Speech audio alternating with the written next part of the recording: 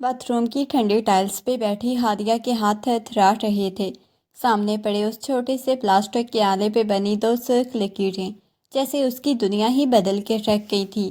یہ دو لکیریں محض ایک حقیقت نہیں بلکہ اس کے لیے خوشی اور خوف کا ایک ایسا طوفان تھی جس نے اسے اندر سے ہلا کے رکھ دیا تھا۔ ایک لمحے کو اس کے لبوں پہ مسکراہٹ ابھری، یہ سوچ کر کہ دائم کا حصہ اس کے وجود میں پروان چڑھ رہا ہے، لیکن اگلے ہی لمحے اس کے دل میں ایک انجانا خوف بیٹھ گیا۔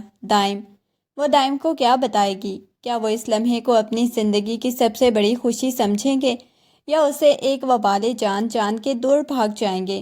اس نے لرزتے ہاتھوں سے وہ ٹیسٹ کٹ اٹھائی اور اپنے سینے سے لگا لی۔ باہر کمرے میں پڑی گھڑی کی ٹک ٹک اسے اپنے مستقبل کی دھڑکن محسوس ہونے لگی۔ باتھ روم کا دروازہ جیسے ہی ہادیہ نے کھولا، سامنے ہی اپنی ماں فردوس بیگم کو کھڑا دیکھ کر اس کا دل حلق میں آ کے اٹک گیا۔ ٹیسٹ کٹ ابھی بھی اس کی مٹھی میں دبی ہوئی تھی جسے اس نے فوراً سے پیچھے چھپا لیا۔ فردوس بیگم کی تیزی سے بڑھتی نظریں ہادیہ کے چہرے پہ تھیں۔ انہوں نے تشویش بھری نظروں سے اسے دیکھتے ہوئے پوچھا، ہادیہ اتنی دیر سے اندر کیا کر رہی تھی؟ طبیعت تو ٹھیک ہے نا تیری؟ چہرہ اتنا سرد کیوں پڑا ہوا ہے؟ ہادیہ کا گلا سوکھ گیا۔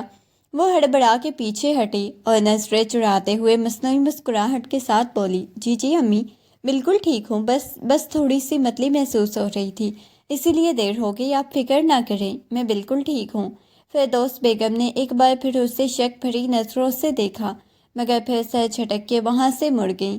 ان کے قدموں کی چاپ جیسے ہی دور ہوتی گئی، ہادیہ نے اطمینان کا ایک گہرا سانس لیا اور تیزی سے اپنے کمرے کی طرف بڑھ گئی۔ ہادیہ نے تیزی سے اپنے کمرے کا دروازہ بند کیا اور کنڈی چڑھا کے دل کی دھڑکنوں کو سنبھالنے کی کوشش کی۔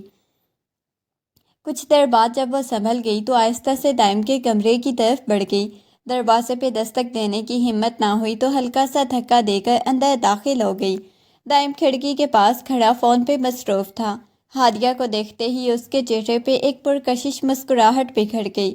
اس نے فون جیب میں ڈالا اور چند قدم چل کے ہادیہ کے قریب آ گیا۔ اس نے اپنے مضبوط ہاتھوں سے ہادیہ کے کندھے تھام کے اسے اپنی طرف متوجہ کیا اور محبت سے اس کے گال پہ ایک بوسہ دیا۔ ہادیہ کے وجود میں ایک لہر سی دوڑ گئی لیکن اس کے چہرے پہ موجود گھبراہٹ چھپ نہ سکی۔ دائم نے اس کی آنکھوں میں جھانکا اور شائستگی سے پوچھا، کیا ہوا ہے ہادیہ؟ کچھ پریشان سی لگ رہی ہو، یہ تمہاری حالت اتنی گھبرائی ہوئی کیوں ہے؟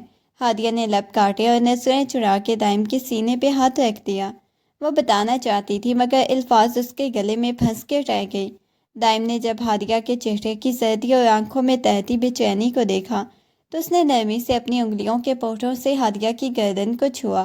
اس کا لمس ہمیشہ کی طرح ہادیہ کو پرسکون کرنے کے بجائے آج اسے مزید خوفزدہ کر گیا۔ دائم نے دوبارہ اپنی آواز میں وہی پرانی متجسس لہجہ کھولتے ہوئے پوچھا، تم تو کبھی ایسی نہیں تھی ہادیہ، کیا بات ہے؟ کچھ تو کہو، تم مجھ سے کچھ چھپا رہی ہو کیا؟ ہادیہ نے ایک لمحے کے لیے دائم کی آنکھوں میں دیکھا جہاں اب بھی صرف محبت ہی نظر آ رہی تھی۔ اس کا دل چاہا وہیں سب کچھ کہہ دے مگر الفاظ کا ساتھ نہ ملا۔ اس نے کانپتے ہوئے ہاتھوں سے اپنے دوپٹے کے اندر چھپائی ہوئی وہ پلاسٹک کی اسٹرک نکالی اور خاموشی سے دائم کی ہتھیلی پہ رکھ دی۔ اسے ایسا محسوس ہوا جیسے وہ اپنی زندگی کا سب سے بڑا جوا کھیل رہی ہو جس کے نتیجے میں یا تو سب کچھ سنور جانا تھا یا پھر مکمل تباہی۔ دائم کی نظریں جیسے ہی اس چھوٹی سی اسٹرک پہ پڑی تو اس کا چہرہ پل میں سفید پڑ گیا۔ اس نے اپنی گرفت ہادیہ کے کندھوں سے ڈھیلی کر دی اور قدم پیچھے کی طرف اٹھائے جیسے اسے کسی نے کرنٹ مار دیا ہو۔ اس کی آنکھوں میں جو محبت کی چمک کچھ لمحے پہلے تھی اب وہ غصے اور شدید خوف میں بدل چکی تھی۔ اس نے ہادیہ کی طرف دیکھے بغیر اسٹرک کو ایک جھٹکے سے میز پہ پھینکا اور دانت پیستے ہوئے سرد لہجے میں بولا، یہ کیا کر دیا تم نے ہادیہ؟ یہ کیا مصیبت مول لے لی ہے تم نے؟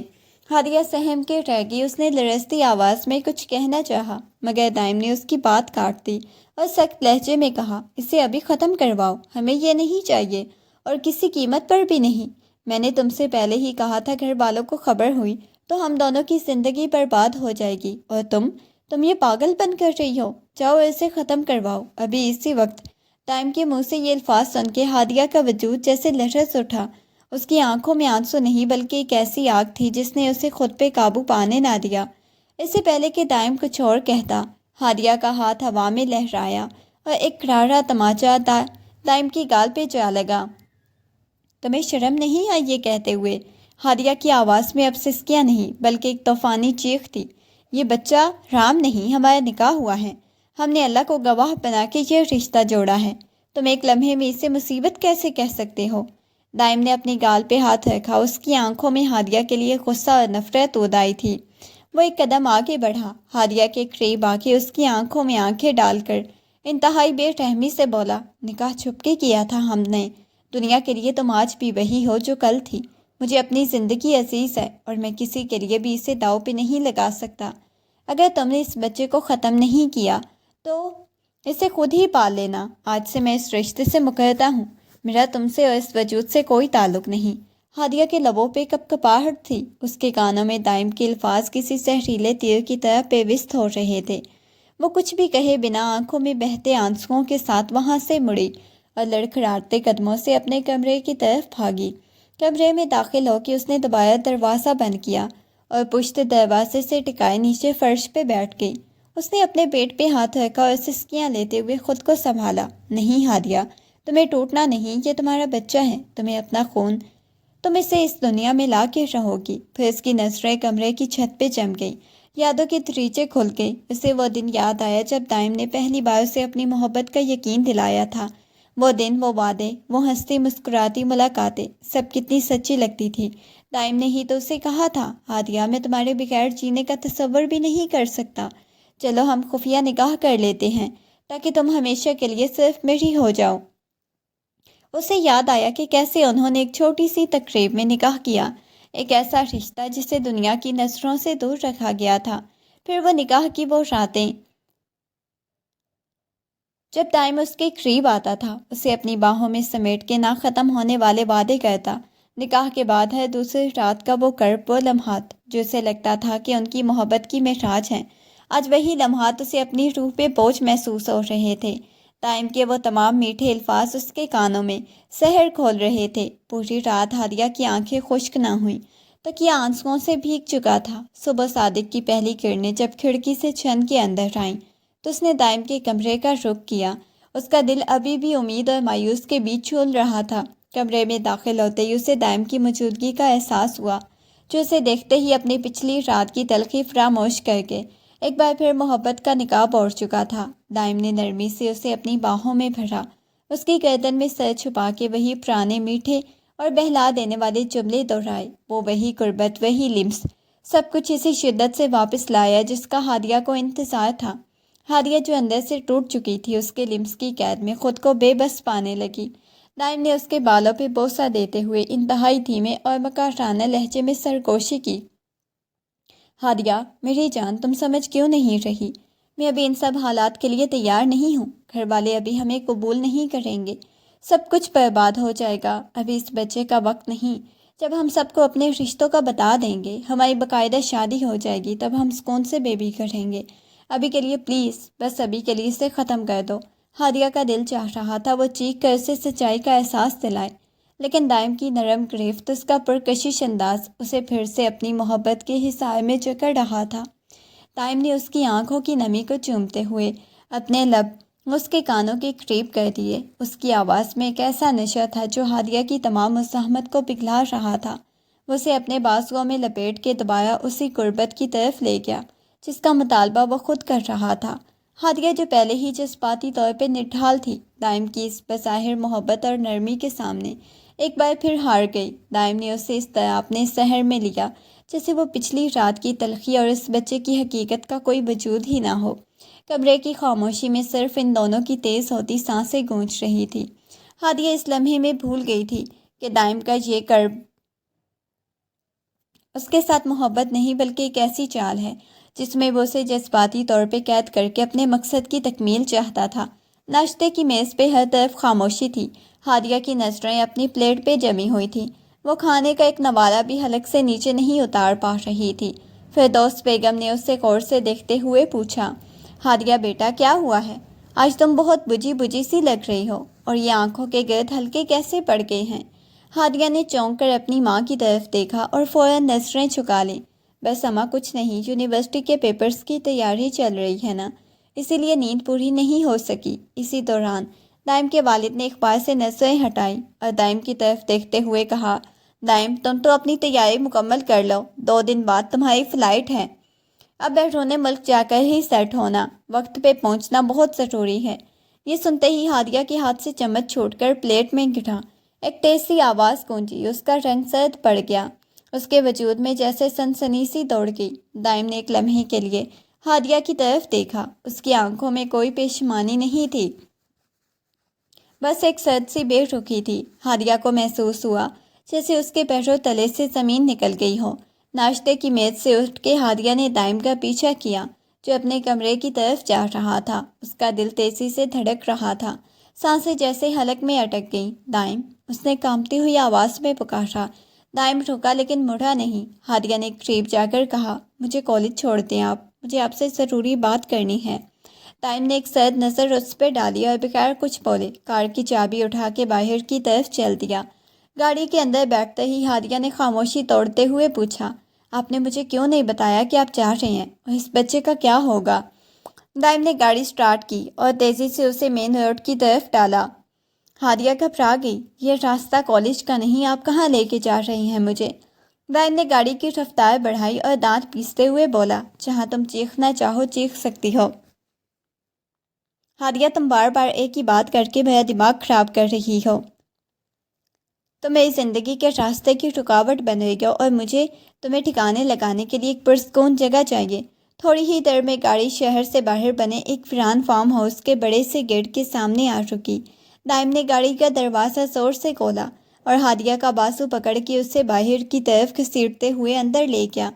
فارم ہاؤس کے بڑے سے ہال میں خاموشی کا راج تھا، صرف ہادیہ کی بھاری سانسیں سنائی دے رہی تھی۔ دائم نے اس کا بازو جھٹکے سے چھوڑا اور ہال کے بیچوں بیچ آ کے کھڑا ہو گیا۔ اس نے اپنی شرٹ کے بٹن کھولے اور گہری سانس لی، ہادیہ کی طرف مڑا جس کی آنکھوں میں ابھی آنسوؤں سے سرخ ہو چکی تھی۔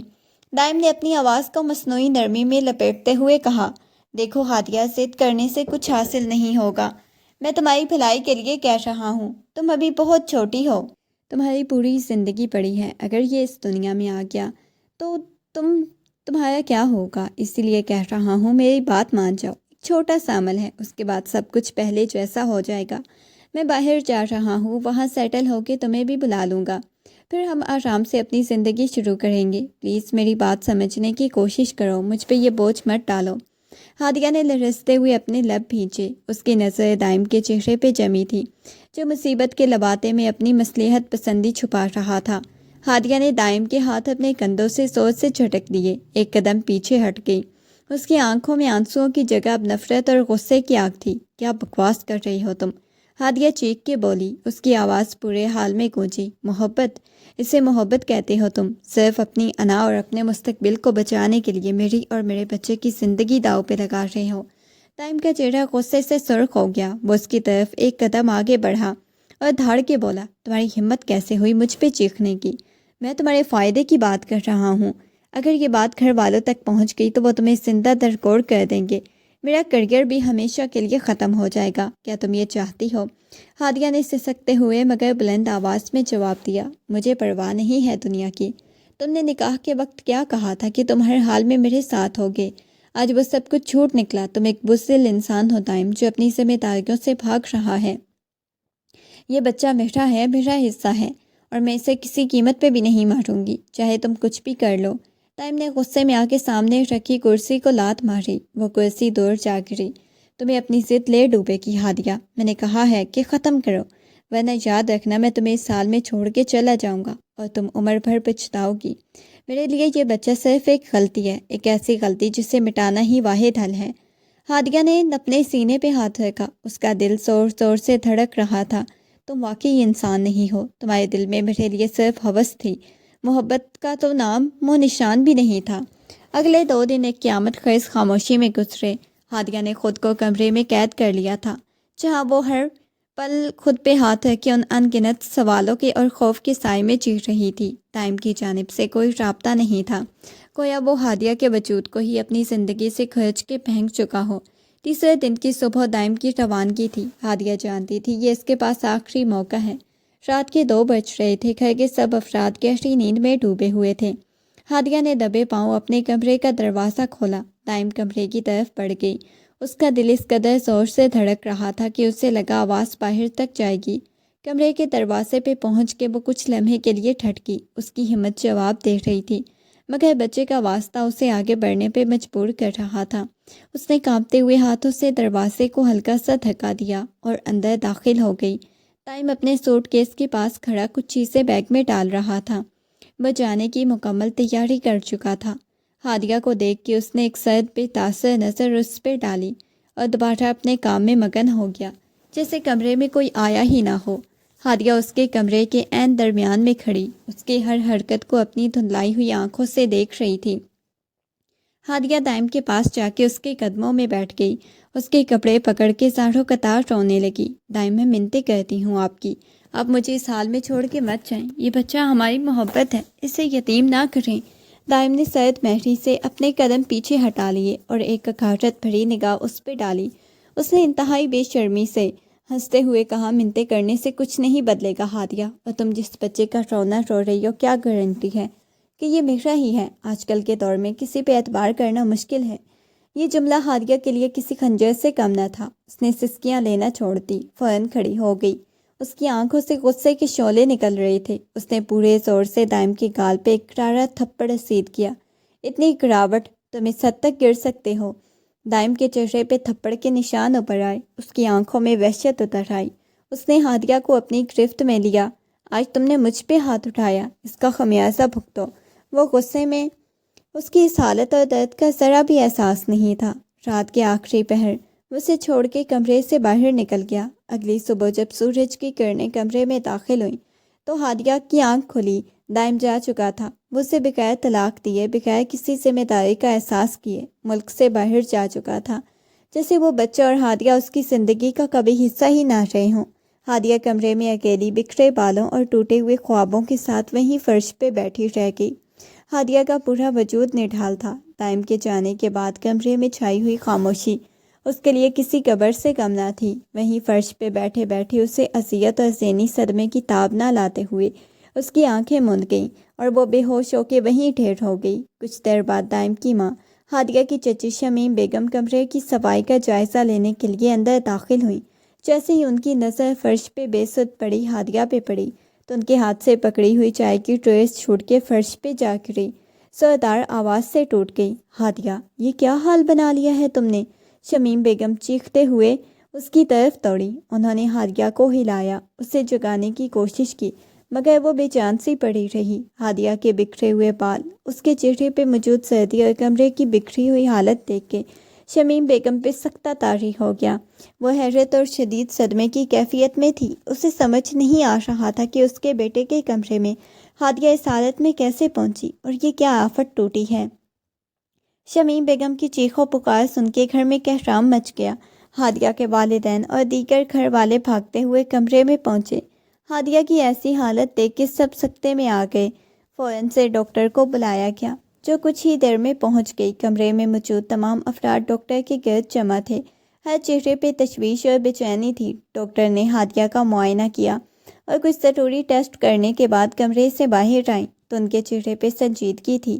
ڈاکٹر نے سنجیدہ لہجے میں کہا، ہادیہ کو شدید ذہنی کمزوری کی وجہ سے بے ہوشی کا دورہ پڑا۔ ایک بات جو اب سب کو جان لینی چاہیے، ہادیہ وہ ماں بننے والی ہے۔ یہ سنتے ہی کمرے میں سناٹا چھا گیا، جیسے کسی نے سب کو پتھر کا بنا دیا ہو۔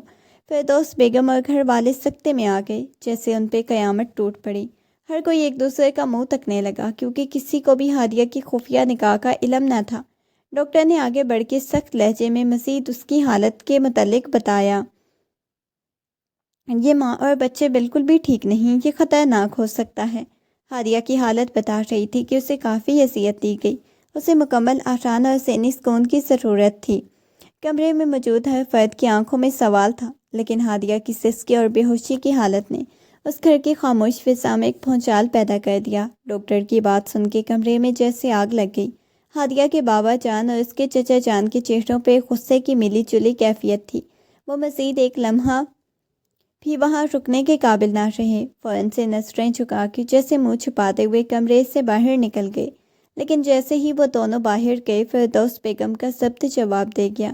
غصے اور دکھ سے پاگل ہو رہی تھی۔ انہوں نے آگے بڑھ کے بے ہوش ہادیہ کو بازو سے پکڑ کے جھنجھوڑا اور دھاڑ کے بولی، تم نے کیا کیا ہے؟ ہماری عزت کا جنازہ نکال دیا تم نے ہمیں کہیں کا نہیں چھوڑا۔ فردوس بیگم نے ہادیہ کو مارنا شروع کر دیا۔ ان کے ہاتھوں میں وہ سارا غصہ تھا جو اس لمحے ان کی قہرت کو مجروح کر رہا تھا۔ ہادیہ نیم بے ہوشی کے عالم میں بھی سسکیاں لے رہی تھی۔ تبھی دائم کی ماں شمیم بیگم نے آگے بڑھ کے فردوس بیگم کے ہاتھ تھام لیے۔ انہوں نے ہادیہ کو اپنی آغوش میں لے لیا، اسے مارنے سے روک دیا۔ شمیم بیگم کی آنکھوں میں آنسو تھے، مگر لہجہ بہت نرم اور دھیما تھا۔ انہوں نے ہادیہ کے بکھرے بالوں کو چہرے سے ہٹایا، اس کے کان کے پاس جھک کے انتہائی پیار سے پوچھا، ہادیہ بیٹا آنکھیں کھولو، مجھ سے سچ بتاؤ، یہ سب کیا ہے؟ یہ تم اس حال میں کیسے پہنچی؟ مجھے سب سچ سچ بتا دو۔ ہادیہ نے لرزتی ہوئی پلکیں کھولیں، اس کی آنکھوں میں آنسوؤں کی دھاریں بہہ رہی تھیں۔ وہ ہچکیاں لیتے ہوئے کسی طرح شمیم بیگم کے سینے سے لگ گئی۔ اس نے ٹوٹتی ہوئی اور کپکپاتی آواز میں کہنا شروع کیا، چچی، سب میری غلطی ہے، میں نے اسے سر پہ بٹھایا تھا اور میں دائم، ہم نے نکاح کر لیا تھا گھر والوں سے چھپ کے۔ وہ مزید سسکیاں لیتے ہوئے بولی، جب مجھے اس بچے کے بارے میں معلوم ہوا تو میں نے دائم کو خوشی سے بتایا تھا، مگر اس نے مجھے مارنے کی دھمکیاں دی اور کہا کہ میں نے انکار کیا تو اس نے مجھ پہ شک کیا، الزامات لگائے کہ یہ کسی اور کا ہے۔ وہ اسی لیے تو مجھے یہاں فارم ہاؤس لایا تھا تاکہ مجھے مجبور کر سکے۔ اس نے میری حالت کی کوئی پرواہ نہیں کی، وہ مجھے اسی حال میں چھوڑ کے بیرون ملک چلا گیا۔ اس نے مجھے کچھ نہیں سمجھا چچی، وہ تو مجھے طلاق دیے بغیر در بدر کر گیا ہے۔ یہ کہتے ہی ہادیہ ایک بار پھر زور زور سے رونے لگی اور شمیم بیگم کا دل اپنے ہی بیٹے کی اس درندگی اور ہادیہ کی مظلومیت دیکھ کے ٹکڑے ٹکڑے ہو گیا۔ شمیم بیگم کا دل اس وقت دو کشتیوں پہ سوار تھا۔ ایک طرف ہادیہ کی حالت تھی جس نے ان کے اندر کی ممتا کو جھنجھوڑ دیا تھا، دوسری طرف ان کا اپنا بیٹا دائم، جس کی ایسی حرکتوں کا تصور بھی انہوں نے نہیں کیا تھا۔ گھر میں جیسے صفِ ماتم بچھ گئی تھی۔ ہادیہ کے بابا اور چچا باہر صحن میں سر جھکائے بیٹھے تھے، جبکہ اندر شمیم بیگم نے غصے اور بے بسی کے عالم میں اپنا فون نکالا، دائم کا نمبر ملایا۔ کال ملتے ہی دوسری طرف دائم لاپرواہی سے سرد آواز سنائی دی، جی امی، میں ایئرپورٹ پہ ہوں، بس فلائٹ کا وقت ہونے والا ہے۔ شمیم بیگم کی آواز غصے سے کانپ رہی تھی۔ دائم، یہ کیا تماشا لگا رکھا ہے تم نے؟ تم اتنی بڑی بات ہمیں بتائے بغیر ملک چھوڑ کے جا رہے ہو، اور یہ کیا سنا میں نے؟ ہادیہ اور تمہارے اس خفیہ نکاح کی کیا حقیقت ہے؟ دائم کی آواز میں ذرا بھی پشیمانی نہ تھی، بلکہ ایک تلخی تھی۔ امی، میں ان سب الجھنوں سے دور ہونا چاہتا ہوں۔ ہادیہ نے اپنی مرضی سے سب کیا، اب وہ جانے اور اس کا کام۔ میں نے اسے پہلے ہی کہہ دیا تھا کہ یہ رشتہ میری زندگی کا حصہ نہیں۔ یہ سن کے شمیم بیگم چیخ پڑیں، تم انسان ہو یا درندے؟ ایک لڑکی کی عزت اور تم اتنی آسانی سے مکر گئے؟ تم نے اس کے ساتھ جو کیا اس کا جواب قیامت والے دن کیا دو گے؟ تم نے ہمیں بھی کہیں منہ دکھانے کے قابل نہیں چھوڑا۔ دائم نے بے رخی سے جواب دیا، امی، میں نے کہا نا کہ میں اب ان باتوں میں نہیں پڑنا چاہتا، میں اپنی نئی زندگی شروع کر رہا ہوں۔ اس نے کال کاٹ کر دی اور فون سکرین پہ کال اینڈڈ کا میسج دیکھ کے شمیم بیگم کا ہاتھ کانپنے لگا۔ وہ سچ میں اپنے بیٹے کی اس بے حسی، اس کے بنا بتائے جانے پہ اور اس قدر شدید ناراض تھیں، لیکن اب ان کے لیے دائم سے زیادہ ہادیہ کی زندگی کو بچانا اہم تھا، جو اس وقت موت اور زندگی کی کشمکش میں تھی۔ گھر والے دائم کی اس غیر ذمہ دارانہ رویے کو دیکھ کر سکتے میں تھے۔ ہادیہ کا مستقبل ان کے سامنے اندھیروں میں ڈوبتا ہوا نظر آ رہا تھا۔ دائم کی کال کے بعد گھر کا ماحول ایک قبرستان میں بدل چکا تھا۔ ہادیہ کے والدین، خاص طور پہ اس کی ماں فردوس بیگم، غصے اور سماجی دباؤ کی انتہا پہ تھی۔ انہوں نے ہادیہ کی طرف دیکھا جس کے چہرے پہ سردی تھی اور آنکھوں میں آنکھیں سوجی ہوئی تھی۔ تلخ جملوں کی بوچھاڑ کر دی، تمہاری وجہ سے آج ہماری عزت خاک میں مل گئی۔ تم نے نہ صرف اپنی زندگی برباد کی بلکہ ہمارے گھر کا نام بھی بدنام کر دیا۔ کس منہ سے اب ہم لوگوں کے سامنے جائیں گے؟ تم نے نکاح کیا اور آج وہ تمہیں چھوڑ کے چلا گیا، تم ابھی بھی اس کی محبت کا رونا رو رہی ہو۔ فردوس بیگم نے غصے میں چیختے ہوئے کہا، تم نے ہمیں زندہ درگور کر دیا ہے ہادیہ، کاش تم پیدا ہی نہ ہوتی۔ ہادیہ خاموش رہی، ہر جملہ اس کے دل پہ نئے زخم کی طرح لگا۔ اس نے دیکھا کوئی بھی اس کا ساتھ دینے کو تیار نہیں، نہ ہی کوئی اس کے بچے کو قبول کرنے کی ہمت رکھتا ہے۔ اس رات جب پورا گھر سو گیا تو ہادیہ اپنے کمرے کی کھڑکی کے پاس جا کھڑی ہوئی۔ چاند کی روشنی میں اس کا چہرہ انتہائی اداس تھا۔ اس نے سوچا اس دنیا میں میرے لیے اور میرے بچے کے لیے کوئی جگہ نہیں۔ دائم چلا گیا۔ گھر والوں نے مجھے دھتکار دیا ہے، صرف موت ہی ہے واحد راستہ۔ اس نے کمرے میں موجود دوپٹہ اٹھایا اور اسے پنکھے کے ساتھ باندھنے کی کوشش کی۔ اس کے ہاتھ کانپ رہے تھے، آنکھوں میں سے آنسو بہہ رہے تھے۔ اس نے کرسی پہ چڑھ کے پھندا اپنے گلے میں ڈالنے کی کوشش ہی کی تھی کہ اچانک کمرے کا دروازہ زور سے کھلا۔ شمیم بیگم، جنہیں ہادیہ کے رویے پہ پہلے ہی کچھ خدشہ تھا، فوراً سے اندر داخل ہوئیں اور ہادیہ کو اس حالت میں دیکھ کے ان کی چیخ نکل گئی۔ وہ بجلی کی تیزی سے بھاگتی ہوئی ہادیہ کو نیچے کھینچ لیا۔ دونوں فرش پہ آ گریں۔ یہ کیا کر رہی ہو ہادیہ؟ شمیم بیگم نے اسے اپنی باہوں میں بھر کے روتے ہوئے کہا، تم کیا سمجھتی ہو؟ اپنی جان لے کے تم سب ختم کر دو گی۔ یہ بچہ جو تمہارے اندر پل رہا ہے، اس کا کیا قصور ہے؟ تم مر جاؤ گی، لیکن تمہارے پیچھے یہ بد نصیب بچہ اور ہم سب جیتے جی مر جائیں گے۔ ایسا گناہ مت کرو بیٹا۔ ہادیہ شمیم بیگم کے گلے لگ کے تھاڑے مار کے رونے لگی۔ اس رات وہ موت کے دہانے سے واپس آ گئی۔ اگلے چند مہینے ہادیہ کے لیے ایک گھٹن امتحان بن گئے۔ وہ ایک ایسی دنیا میں جی رہی تھی جہاں ہر طرف اسے صرف تنہائی اور تانوں کا سامنا تھا۔ دائم کے جانے کے بعد اس کے درمیان کوئی رابطہ نہیں تھا، نہ ہی دائم نے کسی کو کوئی پیغام بھیجا، جیسے وہ ایک ایسی حقیقت تھا جو گزر کے ختم ہو چکی ہے۔ پریگنینسی کی یہ ایام ہادیہ کے لیے جسمانی اور ذہنی اذیتوں کا مجموعہ تھے۔ اس کا اپنا گھر اس کے لیے اجنبی ہو چکا تھا۔ والدین کی تلخ باتیں، باپ کی خاموش نظریں اسے ہر پل اس بات کا احساس دلاتی کہ ان کے لیے صرف ایک بوجھ ہے۔ دائم کی مکمل خاموشی ہادیہ کے لیے سب سے بڑا عذاب تھی۔ اکثر راتوں کو جاگ کے سوچتی کہ کیا وہ واقعی اس انسان کے لیے اتنی بھی اہمیت نہیں رکھتی کہ وہ ایک بار اس کا حال پوچھ لیتا۔ مسلسل رونے اور جذباتی صدمے کے باعث اس کی جسمانی حالت روز بروز بگڑتی جا رہی تھی۔ شدید کمزوری اور چکر اس کا معمول بن چکے تھے۔ اس تمام تاریخی کے بیچ صرف شمیم بیگم ہی تھی جو ہادیہ کے ساتھ کھڑی تھی۔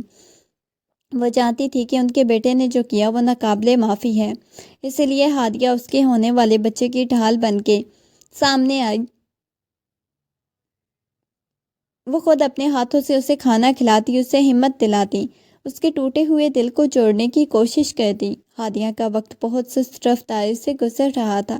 وہ اکثر کھڑکی کے پاس بیٹھ کے آسمان کو دیکھتی اور سوچتی کیا کبھی یہ طوفان تھمے گا، یا وہ ہمیشہ اسی طرح دائم کی بے وفائی اور اپنے مقدر کی ہاتھوں شکست خوردہ رہے گی۔ دائم کی اس بے حسی نے اس کے دل پہ گہرے زخم لگا دیے، اور اب وہ ایک ایسے بچے کی ماں بننے کی تیاری کر رہی تھی جس کے وجود کو دنیا نے صرف ایک غلطی کا نام دے دیا تھا۔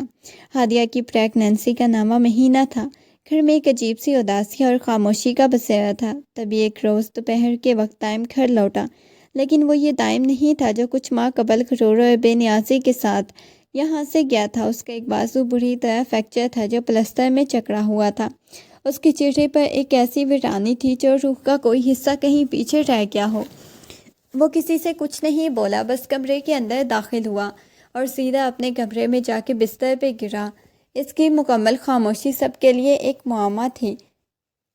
کچھ دن گزرنے کے بعد کچھ ذرائع سے اور اس کی حالت سے دیکھ کے گھر والوں پر آہستہ آہستہ سچ اشکار ہونے لگا۔ باہر کی دنیا میں جہاں وہ خود کو بہت بڑا اور طاقتور سمجھ کے گیا تھا، وہاں اسے کچھ ایسے لوگوں کا سامنا کرنا پڑا جن کی درندگی نے اس کی دنیا بدل کے رکھ دی۔ ان لوگوں نے نہ اس پہ تشدد کیا، بلکہ اس کے ساتھ وہ گھناؤنا اور کربناک عمل کیا جس نے اس کی مردانگی اور انا کو اندر تک توڑ کے رکھ دیا۔ وہ ایک ایسا زخم کھا کے لوٹا تھا جسے وہ الفاظ میں بیان کرنے کی ہمت نہیں رکھتا تھا۔ وہ اپنی ذلت اور کرب کے بوجھ تلے ایسا دبا کہ ایک زندہ لاش بن چکا تھا۔ اس کے اندر کا غرور جو کبھی ہادیہ کے لیے زہر بن کے نکلا تھا، اب اسی کے اندر ایک سیاہ گڑھے کی طرح پھیل چکا تھا۔ وہ کسی سے آنکھ ملانے کے قابل نہیں تھا، کیونکہ وہ جانتا تھا جس بے رحمی سے اس نے ہادیہ کو تنہا چھوڑا تھا، قدرت نے اسے اس سے بھی کئی گنا زیادہ اندھیری اور ذلت آمیز سزا دے کے واپس پلٹا دیا تھا۔ وقت کے ساتھ ساتھ ہادیہ کے ہاں بیٹے کی پیدائش ہوئی، جس کی آمد پہ گھر میں خوشی کا سماں ہونا چاہیے تھا، مگر گھر کے ہر کونے میں ایک ایسی ویرانی تھی جیسے رونقیں ہمیشہ کے لیے روٹ گئی ہوں۔ ننھے بچے کی کلکاریوں کے باوجود گھر کی فضا میں ایک عجیب سا سکوت تھا۔ ہادیہ جو کبھی جذباتی اور حساس تھی، اب پتھر بن چکی تھی۔ اپنے بیٹے کو دیکھتی تو سہمی، مگر اس کی آنکھوں میں کوئی چمک نہیں ہوتی تھی۔ دوسری طرف دائم تھا جو اپنے کمرے میں قید رہتا تھا۔ وہ نہ کچھ بولتا نہ ہی کسی کے سوالوں کا جواب دیتا۔ دونوں ایک ہی گھر میں دو الگ ویران جزیروں کی طرح رہتے، جہاں ہر طرف صرف خاموشی اور ماضی کے بے رحم زخم تھے۔ ایک رات جب گھر کے سب افراد گہری نیند میں تھے، دائم کے کمرے سے زوردار دھماکے کی آواز آئی۔ گھر والے بھاگتے ہوئے وہاں پہنچے تو منظر دیکھ کے سب کی روح کانپ گئی۔ دائم نے اپنے ٹوٹے ہوئے بازو اور کمزور وجود کے باوجود خود کو دیواروں پہ مار مار کے لہو لہان کر دیا۔ وہ بے دردی سے اپنی انا اور جسم کو کچلنے کی کوشش کر رہا تھا، جیسے وہ اپنی ذات کے ان تمام سیاہ لمحوں کو مٹانا چاہتا ہو جن کا وہ شکار ہوا تھا۔ اس کا پورا وجود زخموں سے چور تھا، خون بہنے کی وجہ سے اس کی حالت تشویشناک ہو چکی تھی۔ وہ فرش پہ بے سدھ پڑا تھا، اس کی سانسیں اکھڑ رہی تھی، اس کی آنکھوں میں ایک ایسی وحشت تھی جو بیان سے باہر تھی۔ ہادیہ دروازے پہ کھڑی یہ سب دیکھ رہی تھی۔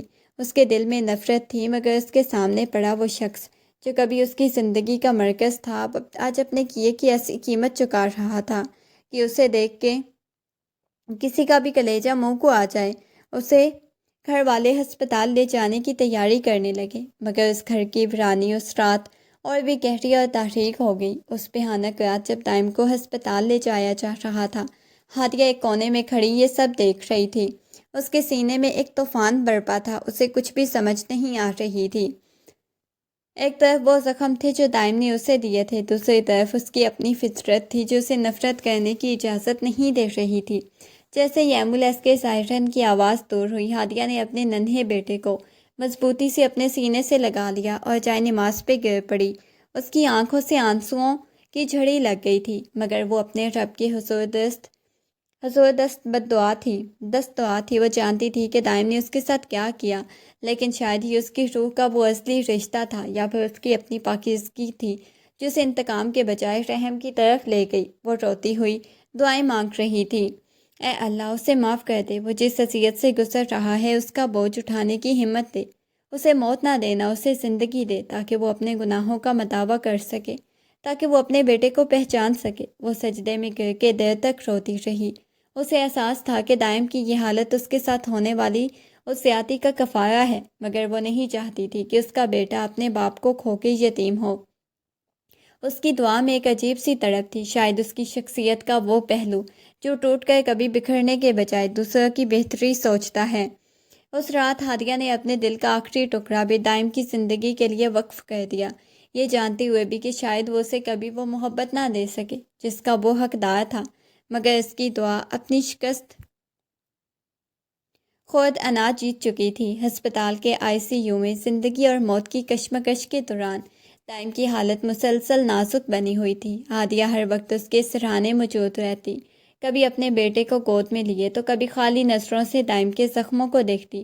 ایک رات جب دائم کا بخار بہت زیادہ بڑھ گیا اور نیم بے ہوشی کی غنودگی کے عالم میں ہذیانی کیفیت میں مبتلا تھا، اس نے دھیرے سے اپنا ہاتھ ہادیہ کی طرف بڑھایا۔ ہادیہ نے فوراً سے اس کا کانپتا ہوا ہاتھ اپنے ہاتھوں میں لے لیا۔ دائم کی آنکھیں بند تھیں، مگر اس کے خشک ہونٹوں سے دبی ہوئی ٹوٹی ہوئی آوازیں نکل رہی تھی، ہادیہ معاف کر دو۔ اس کی آواز میں ایسی کربناک درد تھا جو دیواروں کو بھی پگھلا سکتی تھی۔ مجھے معاف کر دو، میں نے تمہاری عزت، تمہاری محبت اور تمہاری زندگی سب داؤ پہ لگا دی تھی، بہت بڑا گنہگار ہوں۔ ہادیہ کے آنسوؤں اور اس کے ہاتھ پہ گرنے لگے۔ دائم مسلسل بڑبڑا رہا تھا، میں نے تمہیں جو دکھ دیے ان کی سزا مجھے مل رہی ہے۔ میں نے تمہیں تنہا چھوڑا اور قدرت نے مجھے اس سے بھی بدتر تنہائی میں ڈال دیا۔ ہادیہ کیا تم مجھے معاف کر سکتی ہو؟ کیا وہ بچہ، کیا وہ مجھے کبھی باپ کہہ سکے گا؟ ہادیہ نے شدت گریہ سے اپنے ہونٹوں کو دانتوں تلے دبا لیا تاکہ اس کی چیخ نہ نکلے۔ اس نے دائم کے سر پہ اپنا ہاتھ رکھا اور کانپتی ہوئی آواز میں سرگوشی کی، میں نے تمہیں معاف کر دیا دائم، اب تم بس ہمت نہ ہارو، اللہ سے توبہ کرو، وہ بہت رحیم ہے۔ دائم کے چہرے پہ ایک لمحے کے لیے سکون کی لہر سی دوڑ گئی، اس کی نبض کی رفتار بتاتی تھی کہ وہ بھی موت کے سائے میں ہے۔ ہادیہ وہاں بیٹھی دائم کے اطراف اور اس کی معافی کی طلب کو سنتے ہوئے اپنے ماضی کے تمام زخموں کو دھو رہی تھی۔ یہ معافی ان دونوں کے لیے ایک نیا موڑ ثابت ہونے والی تھی، جہاں نفرت کا سیر پچھتاوے کے آنسوؤں میں ڈھل چکا تھا۔ ڈاکٹر نے کمرے سے باہر آ کے سنجیدگی سے گھر والوں کو مخاطب کیا کہ دائم کی جسمانی زخم تو بھر سکتے ہیں، لیکن اس کا ذہنی صدمہ بہت گہرا ہے، اسے اس وقت ایک ایسے انسان کی ضرورت ہے جس کا ہمدرد اور غم گسار ہو، جس کا خیال ہے کہ اسے احساس تحفظ دے، اسے اس کا ہمسفر، اس کی شریک حیات کا ساتھ مل جائے تو اس کی جلد بحالی کے امکانات بڑھ سکتے ہیں۔ یہ سن کے سب کی نظریں ہادیہ پہ ٹک گئیں، جس کی آنکھوں اب بھی آنسوؤں کے نشان تھے۔ دوسری جانب دائم کے باپ، جو ایک بااثر اور طاقتور شخصیت کے مالک تھے، اپنی اولاد پہ ہونے والی ظلم کو دیکھ کے انتقام کی آگ میں جل رہے تھے، اور انہوں نے اپنی ساری طاقت اور نیٹ ورک کو برائے کار لایا۔ انہوں نے ان سیاہ فام افراد کا سراغ لگایا جنہوں نے دائم کی زندگی برباد کی تھی۔ ان کے بارے میں دائم کے والد نے قانون اور اپنے اثر و شوق کے ذریعے ان درندوں کو نہ صرف ڈھونڈ نکالا بلکہ انہیں ایسی عبرتناک اور کڑی سزا دلوائی کہ ان کے کرتوتوں کی داستان آنے والوں کے لیے ایک سبق بن گئی۔ انہوں نے یہ ثابت کر دیا کہ ان کے بیٹے کے ساتھ جو ہوا اس کا بدلہ لے کے رہیں گے، لیکن قانون کی اس جیت کے باوجود گھر کی فضا میں ایک عجیب سا کھنچاؤ اور خاموشی تھی۔ دائم کے والد اب دائم اور ہادیہ کے تعلق کو ایک نئی نظر سے دیکھ رہے تھے۔ انہیں احساس ہو چکا تھا کہ ہادیہ ہی وہ واحد سہارا ہے جو دائم کی ٹوٹی ہوئی روح کو جوڑ سکتی ہے۔ ہادیہ کی خاموش قربانی اور دائم کی مانگی گئی دعائیں ان دونوں کے دل میں ہادیہ کے لیے عزت کا ایک نیا مقام پیدا کر چکی تھی۔ اب سب کی نظر میں ہادیہ پر تھی۔ کیا وہ دائم کو اپنا کر اس کی زندگی میں روشنی لائے گی یا ماضی کے زخم اسے دور رکھیں گے؟ رات کا سناٹا ہر سو پھیلا ہوا تھا۔ ہادیہ اپنے ننھے بیٹے کو پیار سے تھپکی دے کے سلایا، پھر آہستہ قدموں سے دائم کے کمرے کی طرف بڑھ گئی۔ کمرے کی مدھم روشنی میں اسے دائم بستر پہ بے سدھ پڑا دکھائی دیا۔ جیسے ہی ہادیہ نے قدم اندر رکھا، دائم کی بند آنکھیں فوراً کھل گئی۔ اس کی نظریں ہادیہ پہ جم گئی۔ اس کی آنکھوں میں درد اور پچھتاوے کا ایک ایسا سمندر تھا جس میں کوئی انا باقی نہیں تھی۔ ہادیہ خاموشی سے چلی اور کمرے میں موجود صوفے پہ بیٹھ گئی۔ دائم جس وقت کسی بھی سہارے کا متلاشی تھا، ہادیہ کے بیٹھتے ہی جیسے اس کا سب ٹوٹ گیا۔ وہ بڑی مشکل سے اٹھا اور لڑکھڑاتے ہوئے ہادیہ کے پاس آیا۔ اس نے ہادیہ کی ٹانگوں کو مضبوطی سے تھام لیا اور اپنا سر اس کے گھٹنوں پر رکھ کے بچوں کی طرح پھوٹ پھوٹ کے رونے لگا۔ یہ وہی دائم تھا جس نے کبھی ہادیہ کو دھتکارا تھا، مگر آج وہی دائم ہادیہ کے قدموں میں اپنی روح کی ساری خلاصت اور دکھ بہا دینا چاہتا تھا۔ ہادیہ کے گھٹنے اس کے آنسوؤں سے بھیگ رہے تھے، مگر وہ ساکت بیٹھی تھی، دائم کے سر پہ اپنا ہاتھ پھیر رہی تھی، جس میں اب انتقام نہیں بلکہ ایک عجیب سی سکینت تھی۔ دائم کی سسکیاں کمرے کی خاموشی کو چیر رہی تھی، اپنی شکست کا اعتراف کر رہا تھا۔ ہادیہ کا وجود اس کے لیے دنیا کی آخری پناہ گاہ بن چکا تھا۔ اس لمحے ان کے درمیان کی تمام تلخیاں جیسے برف کی طرح پگھل کے بہہ گئیں، اور صرف ایک ٹوٹا ہوا انسان تھا جو اپنی ہی غلطیوں کے بوجھ تلے دبا ہوا تھا۔ ہادیہ کے حلق میں جیسے کوئی کانٹا پھنس گیا تھا۔ وہ ساکت بت بنی بیٹھی تھی۔ اس کے ہاتھ دائم کے بالوں میں الجھے ہوئے تھے لیکن لب گنگ تھے۔ اس کا دل چاہ رہا تھا اسے سینے سے لگا لے، اسے دلاسا دے، مگر ماضی کے وہ تمام زخم، دائم کی بے وفائی، وہ تمام لمحے کسی دیوار کی طرح اس کی اور دائم کے درمیان حائل تھے۔ وہ صرف دائم کی سسکیوں کو محسوس کر رہی تھی، اس کے گرم آنسوؤں کی تپش جو اس کے لباس سے ہوتی سیدھی اس کے وجود کو چھو رہی تھی۔ ہادیہ کی آنکھوں میں آنسو کی لڑی بہہ نکلی، لیکن اس نے ایک لفظ بھی نہیں کہا۔ اس کا خاموش رہنا دائم کے لیے ایک سزا بھی تھا، اور شاید اس کے زخموں کا مرہم بھی۔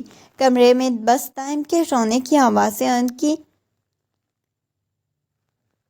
سانسوں کی آمد و رفت گونج رہی تھی۔ وقت جیسے تھم سا گیا تھا، جہاں الفاظ کی ضرورت باقی نہ رہی تھی۔ ہادیہ کی خاموشی میں ایک ایسا کرب تھا جو اس کے دل کی تمام کہانیاں بیان کر رہا تھا، اور دائم اس کے گھٹنوں میں سر چھپا کے رونا اس کی مکمل شکست کا اعتراف تھا۔ 10 برس بیت چکے تھے، وقت نے بہت سے زخموں پہ مرہم رکھ دیے تھے، اور زندگی کی تلخیاں دھیرے دھیرے خوشگوار یادوں میں بدل رہی تھی۔ ہادیہ جو اب ایک پختہ کار اور باوقار خاتون بن چکی تھی، اپنے کمرے کی طرف بڑھی، اور دروازہ ہلکا سا کھلا تھا اور اندر سے دائم کی دھیمی اور پرسکون آواز سنائی دے رہی تھی۔ وہ رک گئی۔ اندر کا منظر دیکھ کے اس کے لبوں پہ ہلکی سی مسکراہٹ بکھر گئی۔ دائم بستر پہ ٹیک لگائے، ہلکی سی وہ ہاتھ اب مکمل ٹھیک ہو چکا تھا، لیکن اسے اب بھی بہت احتیاط سے حرکت دینی تھی۔ اس کے سامنے 10 سالہ بیٹا بیٹھا تھا جس کی آنکھیں بالکل دائم جیسی تھی، مگر چہرے پہ ہادیہ کی سی نرمی نہیں تھی۔ دائم اسے زندگی کا کوئی سبق سکھا رہا ہو۔ بیٹا، انسان کو کبھی بھی اپنی طاقت پہ غرور نہیں کرنا چاہیے۔ زندگی انسان کو ایسے موڑ پہ لا کھڑا کرتی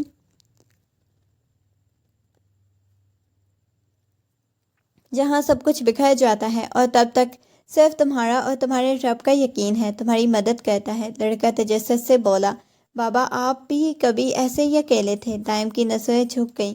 اس نے گہری سانس لی اور مسکرا کے بولا، ہاں ایسے ہی، اندھیرے میں تھا جہاں سے نکلنا ناممکن لگتا تھا، لیکن تمہاری ماں کا ساتھ، اس کی دعائیں جس نے مجھے اس اندھیرے سے نکال کے روشنی میں دکھائی، اس نے مجھے نہ صرف معاف کیا بلکہ مجھے جینا سکھایا۔ ہادیہ نے دروازے کو دھیرے سے دھکیلا اور باپ اور بیٹے کی گفتگو نے ان کے دل کو سکون سے بھر دیا تھا۔ دائم نے نظریں اٹھائی اور ہادیہ کو دیکھ کے مسکرا دیا۔ وہ مسکراہٹ اب ایک ایسے شخص کی تھی جس نے اپنی انا کو قربان کر کے سکون سے بنا لیا تھا۔ ہادیہ کے قدموں کی چاپ سن کے بیٹے نے مڑ کے دیکھا اور دوڑ کے اپنی ماں سے لپٹ گیا۔ اس گھر کی ویرانی اب یادوں کے صندوق میں بند ہو چکی تھی اور اب وہاں صرف ایک مکمل خاندان ہنستا تھا۔ یادیں آہستہ قدموں سے چلتی ہوئی دائم کے قریب پہنچتی اور بیٹے نے ہادیہ کو دیکھ کر مسکراہٹ کے ساتھ ان دونوں کو ایک پرسکون لمحے میں چھوڑا اور کمرے سے باہر نکلتے ہوئے جب دروازے کے بند ہونے کی ہلکی سی آواز آئی تو ہادیہ نے دائم کے قریب بیٹھ کے اپنا سر اس کے سینے پہ ٹکا دیا۔ برسوں بعد بھی دائم کے دل کی دھڑکنوں میں وہی ٹھہراؤ تھا جو اس نے اس مشکل وقت میں پایا تھا جب دائم بکھر کے اس کے قدموں میں آ گرا تھا۔ خاموشیوں سے اپنا ہاتھ اٹھایا اور ہادیہ کے بالوں میں انگلیاں پھیرنے لگا۔ اس کے لمس میں اب پچھتاوا تھا۔ اس نے آنکھیں موندی۔ اس کی انگلیوں کی جنبش میں اسے وہ تمام کہانیاں سنائی دے رہی تھی جو زبان سے ادا کرنا ممکن نہ تھا۔ وہ خاموش ہو گیا، اس کی نئی زندگی کی گواہی دے رہی تھی جیسے انہوں نے دھیرے سے صبر کیا اور پا لیا۔ کمرے میں بس ایک دھیمی سی سانسوں کی سرکش تھی۔ حویلی کے ماضی کے سارے سیاہ بادل چھٹ چکے تھے اور کمرے میں موجود مدھم روشنی میں ان دونوں کے سکون سمیٹے ہوئے۔ ہادیہ نے دائم کے سینے پہ سر رکھتے ہوئے محسوس کیا، زندگی کا اصل حسن ان کامیابیوں یا دولت میں نہیں بلکہ ان لوگوں کو معاف کر دینے میں ہے جو بدلتا ہوا دیکھنا چاہتے ہیں۔ دائم نے اس کے بالوں میں انگلیاں پھیرتے ہوئے دھیمی آواز میں کہا، ہادیہ، اگر تم نے اس رات مجھے معاف نہ کیا ہوتا، اگر تم اپنی نفرت کو خود پہ غالب آنے دیا ہوتا تو شاید میں بھی آج اسی اندھیرے کا قیدی ہوتا۔ تم نے مجھے صرف زندگی ہی نہیں دی بلکہ مجھے انسان بننا سکھایا۔ ہادیہ نے اپنی آنکھیں کھولی اور دائم کی طرف دیکھا۔ اس کی آنکھوں میں اب کوئی شکوہ نہیں، صرف ایک گہری سمجھداری تھی۔ دائم انسان غلطی کا پتلا ہے، غلطی کرنا کوئی گناہ نہیں، گناہ تو اس غلطی پہ اڑ جانا ہے۔ زندگی ہمیں بار بار موقع دیتی ہے کہ ہم اپنے اندر کی تلخیوں کو محبت میں بدل دیں۔ ہم نے جو وقت گزارا وہ ایک سبق تھا، یہ سکھانے کے لیے کہ جب انسان اپنی انا کو مٹا کے اپنے رب کی حضور جھک جاتا ہے تو دوسروں کے زخموں پہ مرہم رکھتا ہے۔ اللہ بکھرے ہوئے گھروں کو پھر سے آباد کر دیتا ہے۔ اس شام یہ بات چیت ہو گئی۔ معافی کا عمل کمزوری نہیں بلکہ ایک عظیم طاقت ہے جو پتھر جیسے دلوں کو موم کر دیتی ہے۔ دائم اور ہادیہ کا یہ سفر اس بات کی علامت تھا کہ ماضی کی کتنی ہی بڑی سیاہ رات کیوں نہ ہو، اگر صبر کا دامن نہ چھوڑا جائے تو صبح کی روشنی کا آنا یقینی ہوتا ہے۔ گھر کی دیواریں جو کبھی ویرانیوں کی کہانیاں سنایا کرتی تھی اب سکون اور باہمی احترام کی گواہی دے رہی تھی۔ انہوں نے سمجھ لیا تھا کہ محبت صرف ساتھ ہونے کا نہیں بلکہ ایک دوسرے کی ٹوٹی ہوئی روحوں کو جوڑ کے نئی زندگی شروع کرنے کا نام ہے۔